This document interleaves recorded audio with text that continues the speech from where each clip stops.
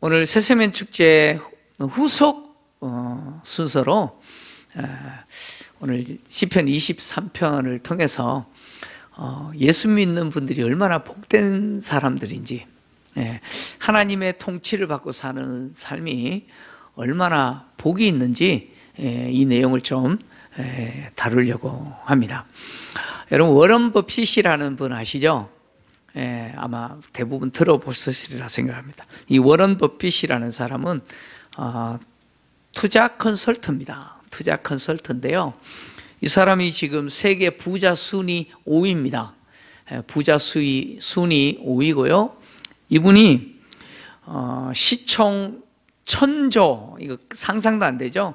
1000조나 되는 버커스 해스웨이라고 하는 이 투자회사 회장입니다. 회장인데요, 흔히 세상은 이 사람을 투자의 귀재다 이렇게 부르잖아요. 이분이 2000년부터 연례 행사로 자선 기금 마련을 위해서 자신과 점심 식사를 하는 이것을 경매로 이렇게 내놓았습니다. 해마다 이 경매를 했는데 20년간 이 경매를 통해서 쌓인 이 자선 경매 금액이요, 무려 5,300만 달러, 우리 돈으로 686억 7천만 원이나 쌓였다고 합니다. 그런데 놀라운 것은 이분의 나이가 원래 1930년생이세요.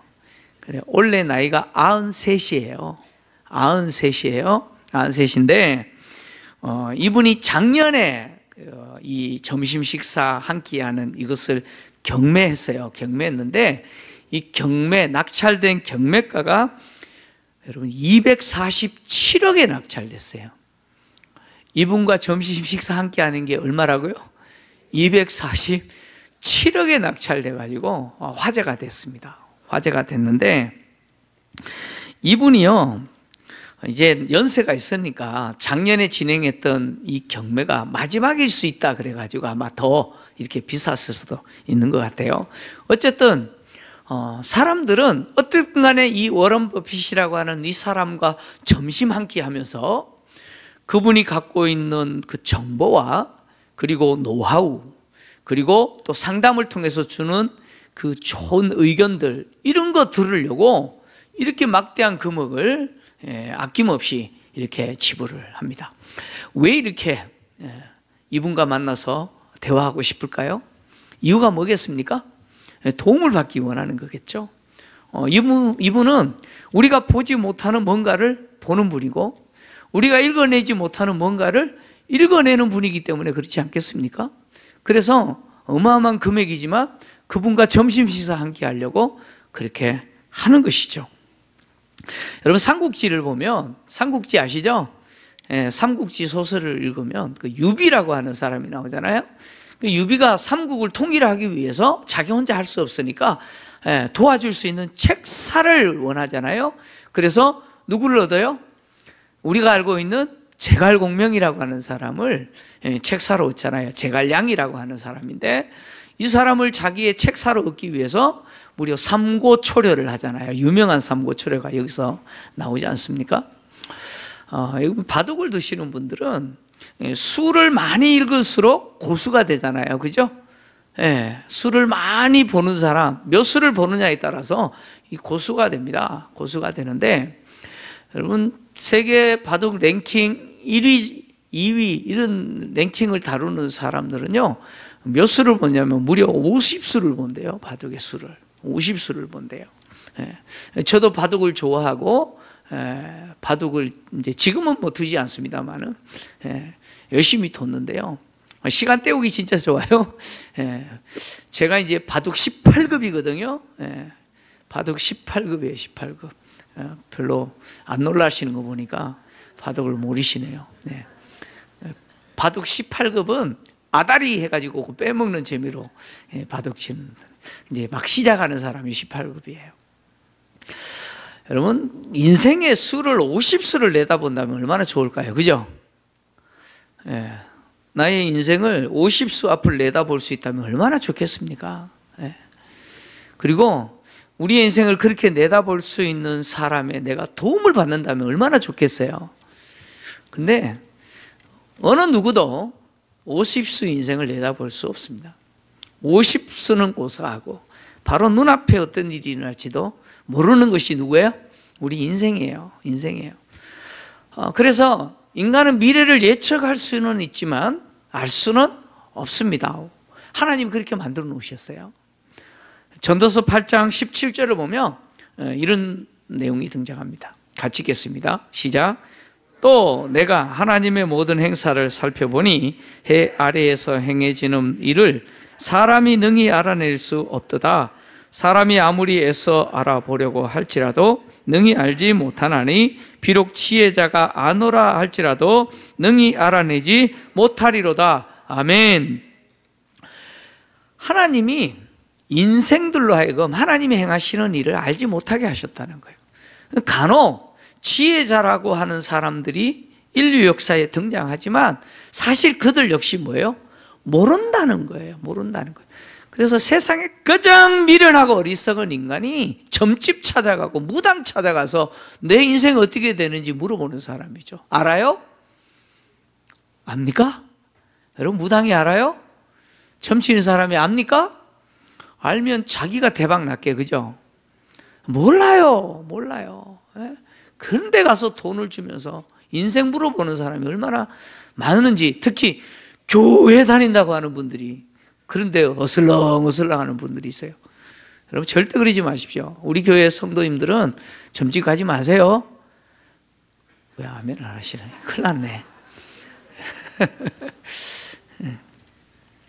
여러분 모릅니다. 인생은 몰라요. 몰라요. 하나님 모르겠어요. 인간은 미래를 예측할 뿐 정확하게 맞출 수가 없습니다. 제가 요즘 읽고 있는 책이요, AI 세계 이후라고 하는 책을 읽고 있어요. AI, 기독교 서적 아니에요. AI 세계 이후라고 하는 책인데, 이 책은 3명이 공저한 책입니다.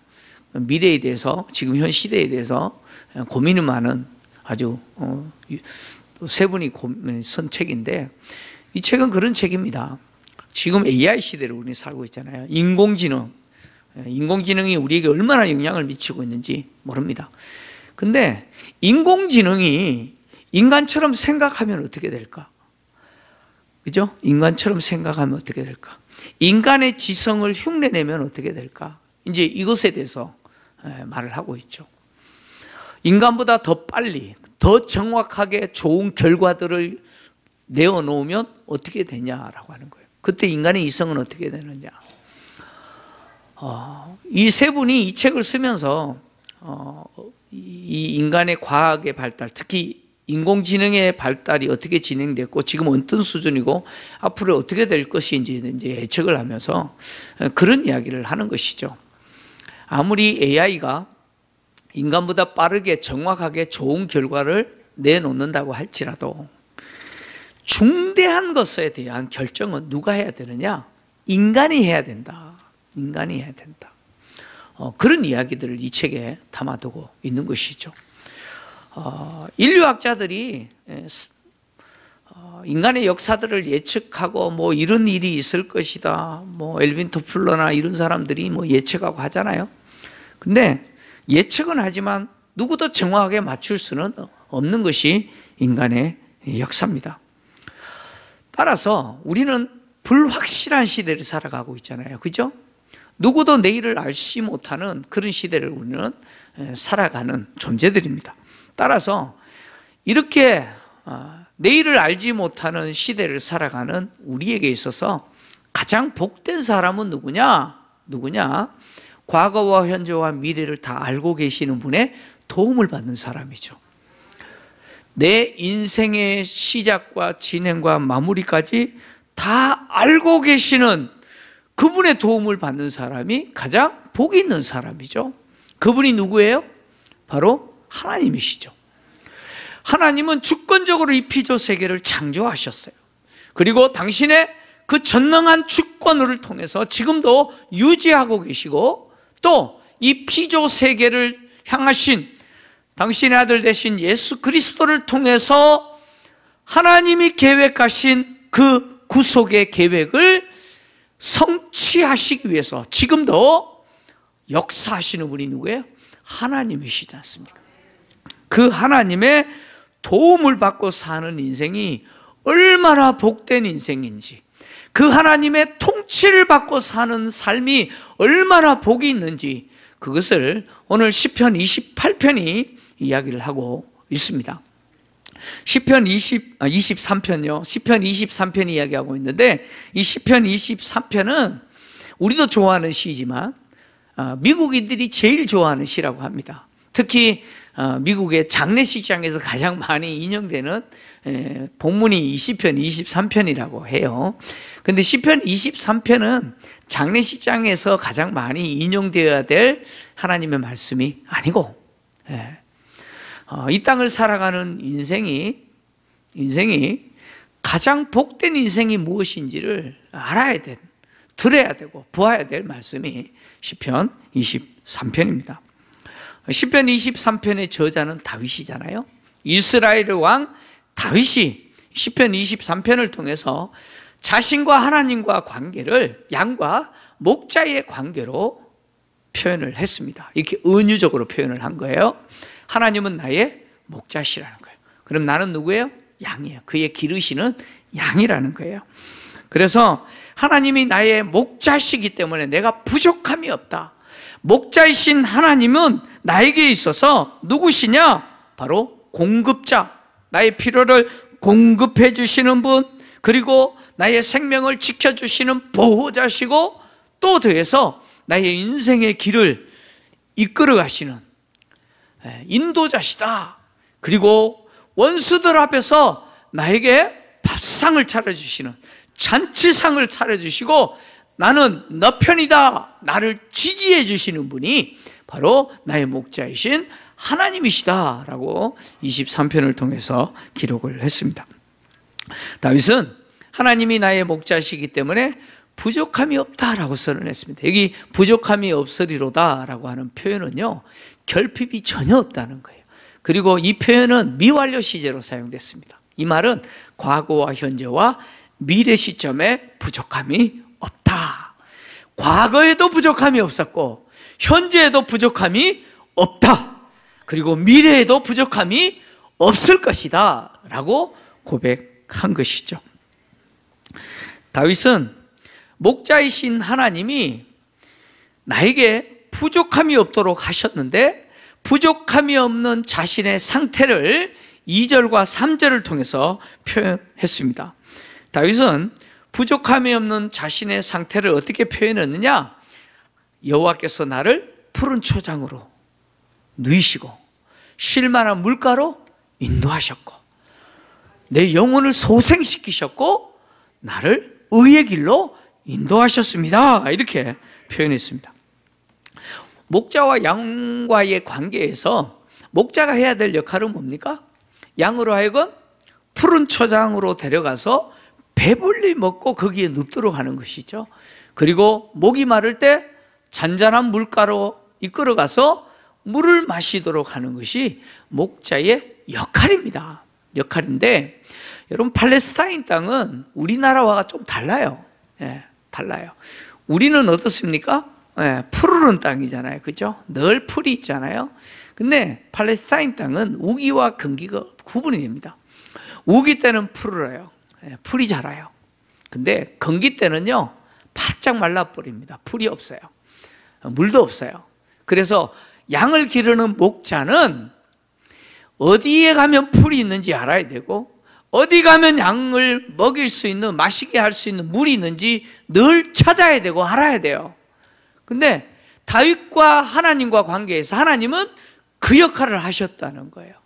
그래서 다윗으로 하여금 푸른 초장에 누이시고 쉴 만한 물가로 인도하셔서 그 배고픔과 목마름을 해결해 주신 분이 누구시냐?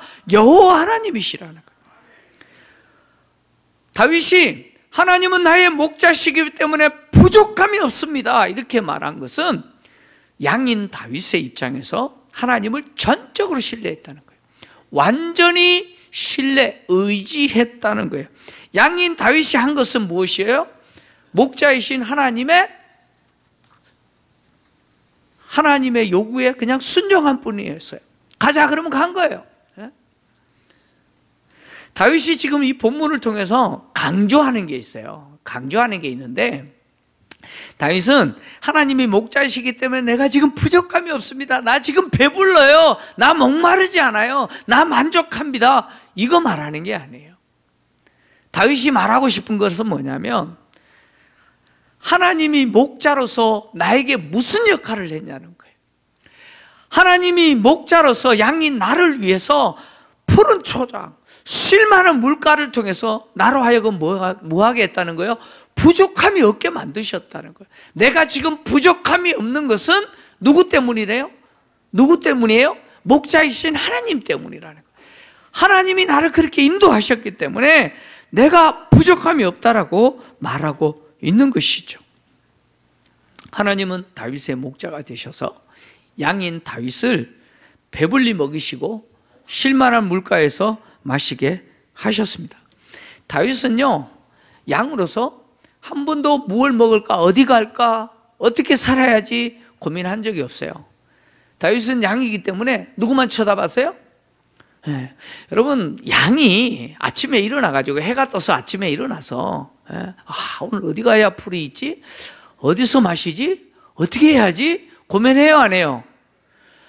안 합니다. 양이 왜 그거 쓸데없는 고민하고 있어요? 양은 그냥 하면서 누구만 쳐다보면 돼요. 그냥 목자만 쳐다보면 돼요. 목자가 하는 역할이에요. 다윗이 그랬다는 거예요. 다윗은 목자이신 하나님만 신뢰했어요. 그래서 하나님이 이끄시는 대로 그냥 따라갔어요. 그냥 하나님의 통치에 순종한 것 뿐이에요. 그랬더니 어떻게 됐어요? 부족함이 없는 그런 삶을 하나님이 주셨다는 거예요. 부족함이 없게 하셨다는 거예요. 여러분, 우리가 알다시피 다윗은 이스라엘의 왕 아니에요, 그죠? 여러분, 이스라엘의 왕이라고 하는 존재 자체가 자기의 배고픔 자기가 해결할 수 있잖아요. 자기가 필요한 거 자기가 얼마든지 자기 스스로 공급할 수 있어요. 자기 생명 누가 지킬 수 있어요? 자기가 지킬 수 있어요. 왕은 그런 힘이 있어요. 그리고 또 더해서 자기가 인생을 계획하고 그 계획한 인생 진행할 수 있죠. 왜 없어요? 왕인데. 내가 왕인데. 근데 이스라엘 왕이었던 다윗은 그렇게 하지 않았다는 거예요. 하나님이 목자가 되셔서 공급해 주시고 보호해 주시고 그리고 이끌어 주시는 대로 뭐만 했어요? 하고 순종만 했다는 거예요. 그랬더니 부족함이 없게 하셨다는 거예요. 여러분, 다윗은 눈 떠보니까 아버지가 왕이었던 금수저 아니었어요. 여러분, 우리 금수저 있고 흙수저 있잖아요, 그죠? 다윗은요, 흙수저 중에서도 흙수저였어요. 오늘날 얘기하면 다윗은 어디 태어났냐면 마산동에서 태어났어요. 마산동이 어디예요? 마산동이 어디냐면 구례동 옆에 있어요. 그 구례동은 또 어디예요? 구례동은요, 한강 신도시가 있는 저 끝 대꽃 가다 보면 있는 곳이에요. 오늘날은 이제 막 이렇게 해서 김포가 얼마나 유명해졌는지 몰라요, 요즘. 김포 산다 그러면 다 알아요. 옛날에는 김포가 어딘지도 몰랐는데. 다윗이 태어났던 베들레헴이라고 하는 동네는요, 진짜 그런 동네였어요. 몰라요. 어딘지도 몰라요. 북변동, 감정동, 걸포동, 사우동, 옛날에 알아요? 서울 사람들이 알아요? 다윗은 그런 곳에 태어났어요. 베들레헴에서 태어났어요. 그리고 또 더해서 그 산골에 태어났는데 이세의 8번째 아들로 태어났어요. 아버지 양떼를 돌보는 목동 역할을 했어요. 코 줄줄 흘리면서 물못대 던지면서 돌고 그랬던 사람이었어요. 그런 다윗에게 하나님 어떻게 하셨어요? 기름 부어버리셨잖아요. 하나님이 기름 부으셔서 왕이 되게 하신 거 아니에요. 여러분, 다윗이 내가 이런 산골짜기에 이 시골에서 어떻게 먹고 살까? 나 이렇게 살면 안 돼. 내 인생 내가 좀 계획해야지. 어떻게 할까? 나 이스라엘 왕이 돼야지. 왕이 되려면 어떻게 하지? 이런 동네 살면 안 돼. 내가 저기 중앙 정치에 진입하려면 내가 그래도 왕이 있는 예루살렘으로 가야지. 다윗이 그렇게 했어요? 그럼 다윗이 그렇게 했습니까? 다윗이 이스라엘 왕이 되기 위해서 뭔가 계획했어요? 아무것도 한 적이 없어요. 그냥 물매 던지면서 양만 쳤을 뿐이에요. 그죠? 근데 하나님이 그에게 기름을 부으시고 하나님이 그를 이끄셔서 왕이 되게 하신 거예요. 되게 하신 거예요. 부족함이 없는 사람으로 하나님이 그렇게 만드신 거예요. 심지어 하나님이 다윗의 영혼을 소생시키셨잖아요. 이 영혼을 소생시켰다라고 하는 것은 뭔가 활기를 얻게 하셨다 그런 의미가 아니에요. 영혼이 소생됐다라고 하는 것은 하나님과 관계를 이야기합니다. 여러분, 양이 목자를 잃어버렸어요. 어떻게 되죠? 목자와 관계가 단절됐어요. 그 양은 죽는 거예요. 그잖아요? 하나님이 다윗의 영혼을 소생시키셨다라고 하는 것은 하나님과 관계가 끊어지지 않도록 하셨다는 거예요. 하나님과 관계가 끊어지지 않도록 늘 다윗을 하나님은 당신의 눈앞에 두시고 역할을 하도록 하셨다는 거예요. 그래서 의의 길로 인도하셨죠. 이 의의 길이라고 하는 말은 선한 길, 정직한 길 또는 바른 길 이런 뜻인데 목자가 양으로 하여금 가게 한 길이잖아요. 그 길이 의의 길이에요. 다시 말하면 하나님이 다윗을 부르시고 다윗에게 가게 하신 그 길이죠. 그 길을 걷도록 하나님이 하셨다는 거예요. 당신의 이름을 위해서 그 길을 걷는 자가 되게 하셨다는 거예요. 그리고 그 길을 벗어날 때도 하나님은 어떻게 해요?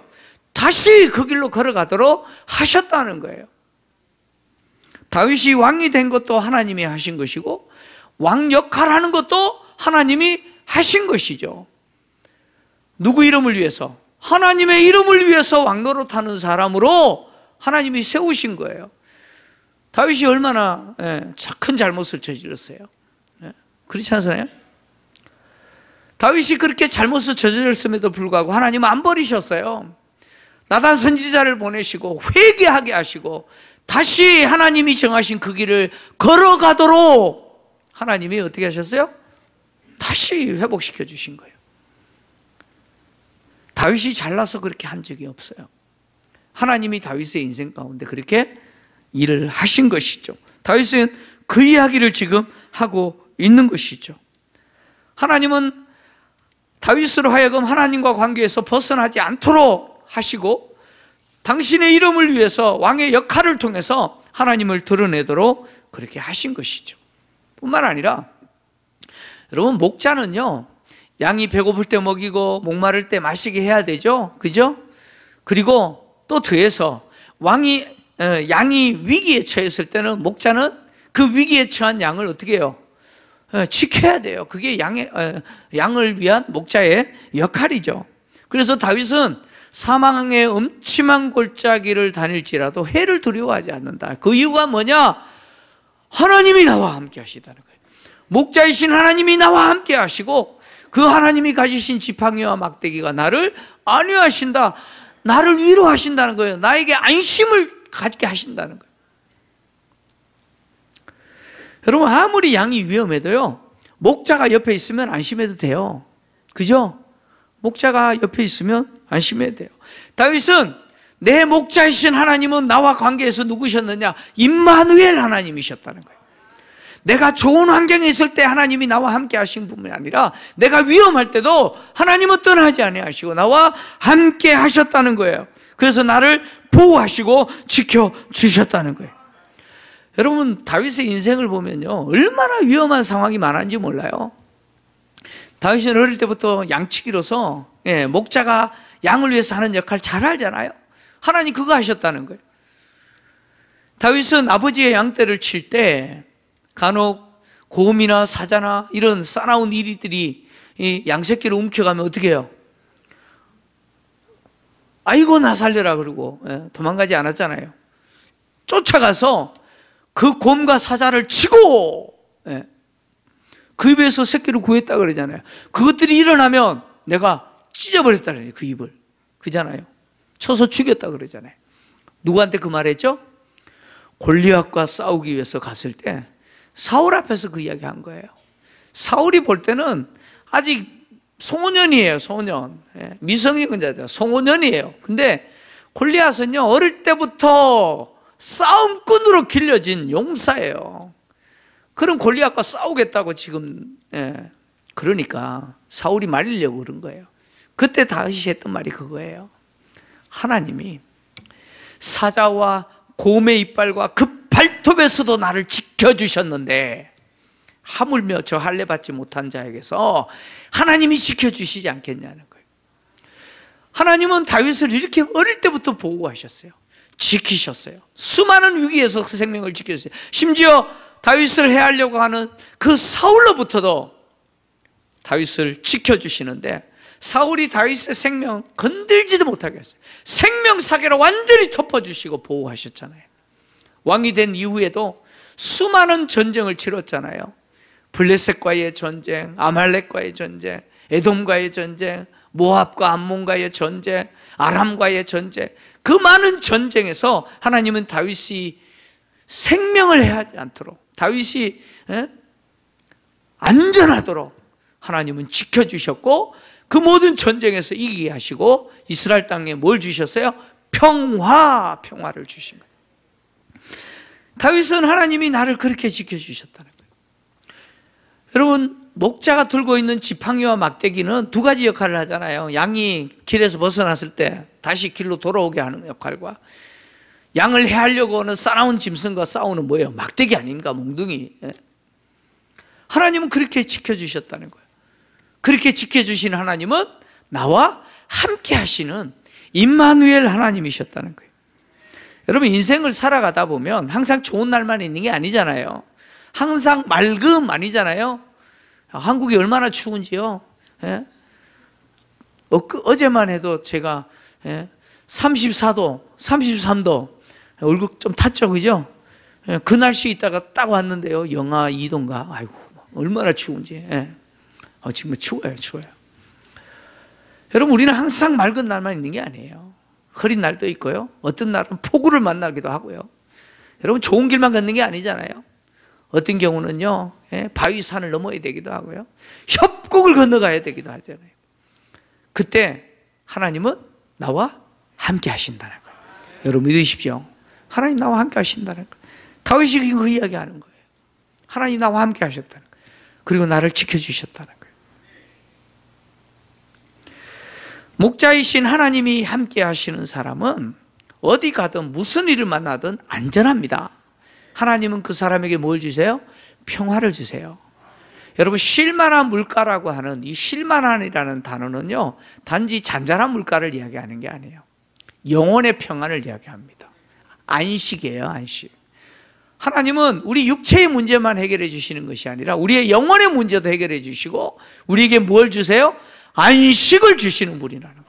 하나님은 당신의 양떼인 당신의 자녀들, 당신의 백성들 떠나지 않으세요. 끝까지 함께 하시고 필요를 공급해 주시고 지키시는 분이 하나님이시죠. 그래서 우리로 하여금 안전하게 하실 뿐만 아니라 또 더해서 우리를 해치는 원수들 앞에서도 하나님은 어떤 분이세요?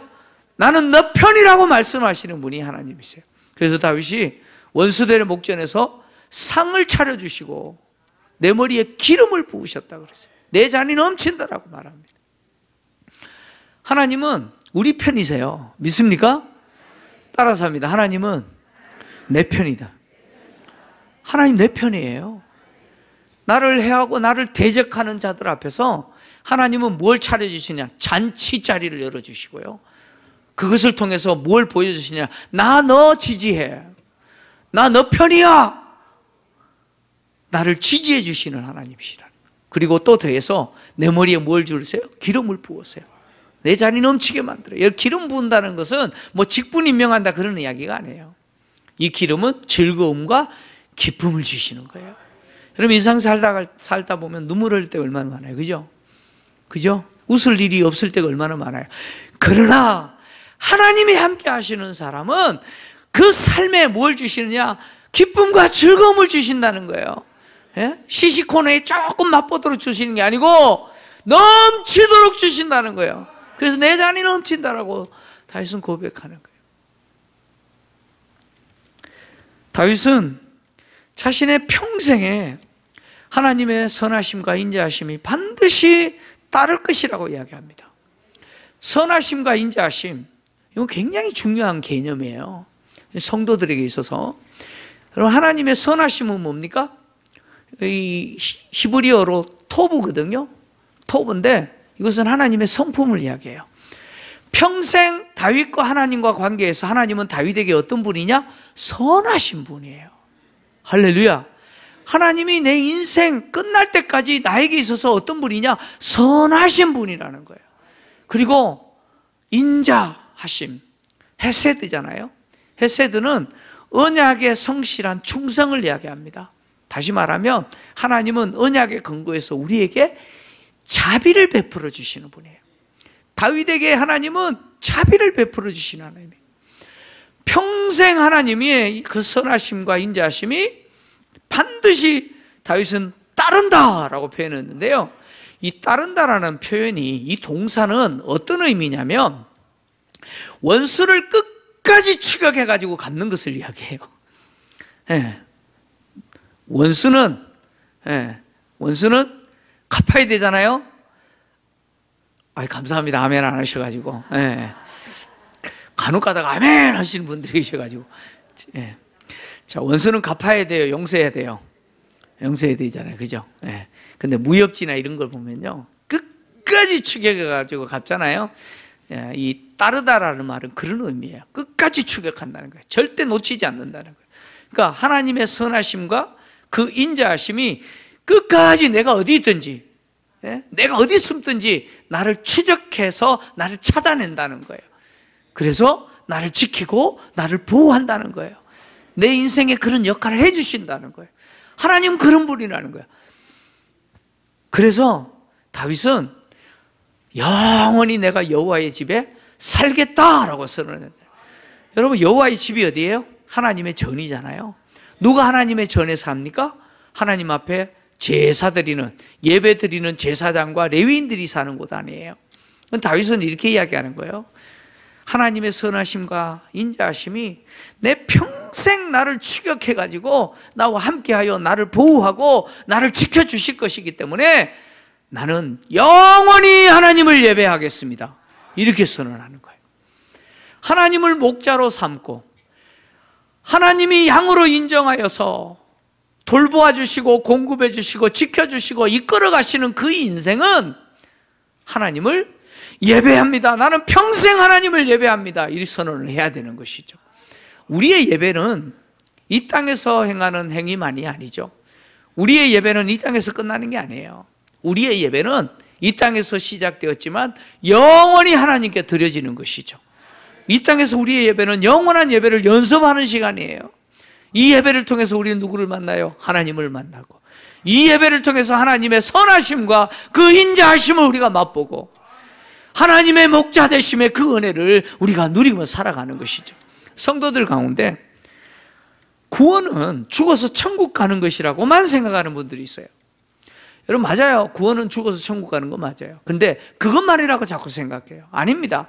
구원이라고 하는 것은 죽어서 천국 가는 것도 맞지만 이 땅 살아가는 동안 구원의 은혜를 누리는 것이 구원이에요.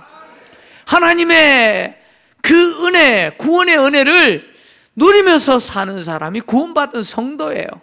하나님의 통치에 순종함으로써 하나님이 목자가 되어주셔서 우리에게 필요한 것들을 공급해 주시고 우리의 생명을 안전하게 지켜주시고, 그리고 우리가 걸어가는 그 인생 빗나가지 않도록 하나님이 걸어가게 하신 그 인생길 잘 걸어갈 수 있도록 가이드 역할을 해주시는 그 하나님 앞에 여러분 이렇게 고백하십시오. 내가 영원히 예배드리겠습니다. 나는 하나님께 영원히 예배드리겠습니다. 그 고백하시는 저와 여러분 되시기를 주의 이름으로 축원합니다.